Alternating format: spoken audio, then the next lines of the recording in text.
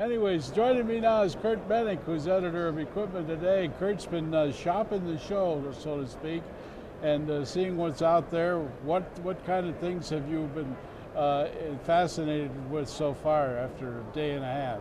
Well, we've seen a lot of movement in the small engine business. Really? Yeah, we're seeing a lot of interest in large block gasoline engines, 25 to 36 horsepower gasoline engines. Gasoline? You had to replace diesel because the cost of meeting final tier 4 is really driving up the cost of the small engines. Ah, so they're reverting back to the old original technology, basically. They basically are, but the difference is they're starting to go with the larger block engines, which would be like 25 to 30 horsepower. And we're also starting to see in some of the smaller diesel engines, we're starting to see people getting away from the diesel particulate filters. They're raising the fuel injection pressures and they're able to remove the diesel particulate filter on the engines. So by doing that, though, doesn't that impact the integrity of the fuel? Or what happens there? There are concerns. There's two thought camps there. One is you get rid of the maintenance related to A and DPF, B? the A and B. You get rid of the maintenance with the DPF. Other manufacturers have chosen to stay on the sidelines and stay with the diesel particulate filter for the simple fact that the diesel quality, you need a very clean, water-free fuel in order not to have any damage to the fuel injection system with the higher pressure fuel injectors.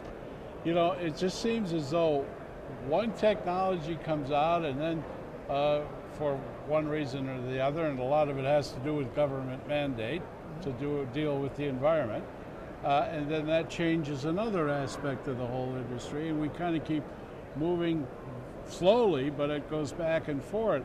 And you and I talked yesterday about all of the new technology that people are coming up with LNG and CNG power. So where does that, do you see that coming into these small engines at some point? We definitely do. It's already out there. We're seeing, there's been a couple of introductions here in regards to propane. Propane, okay. Yeah, because it's already been big in the outdoor power equipment industry. Sure. It's also becoming a lot more viable, and there's a lot more interest in construction because you can run trowels and other indoor equipment that you need a cleaner burning fuel that can burn indoors as well. Absolutely, and well, you've got those environmental concerns, and not only that, the hazards and the personnel and what have you with all sorts of exhausts and that sort of impact and how that works. But it's interesting to see what's happening. Anything else that you've discovered that you want to share with us at this point from the show floor? I think that's pretty much the majority of what I've seen in terms of small engines at this point. We have seen a lot of interest in fuel injection, and a lot of people have hinted that stay tuned. Well, now the last couple of years, we looked at hybrid. Hybrid was a big deal, propulsion system. Now, is that kind of easing off? No, it definitely is not. We're seeing players like John Deere at this show introduce their 644 hybrid, which is basically uses a stationary engine as a generator, and it generates electrical power, 240 volts, that drives the electrical system, that drives the electric wheel motors.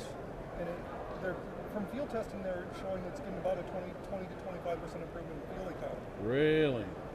So we have a lot of new technologies, but yet it still comes down to the bottom line, and that's the cost impact. That's what drives all the technology, and that, like the give and take between the small diesel engines and the gas engine, is strictly driven by economics and what makes more economic sense at the given time. Okay. Well, thanks for stopping by. I hope you do it again, and keep hunting the floor and see what you come up with as far as new technology and changes and anything else you can share with us.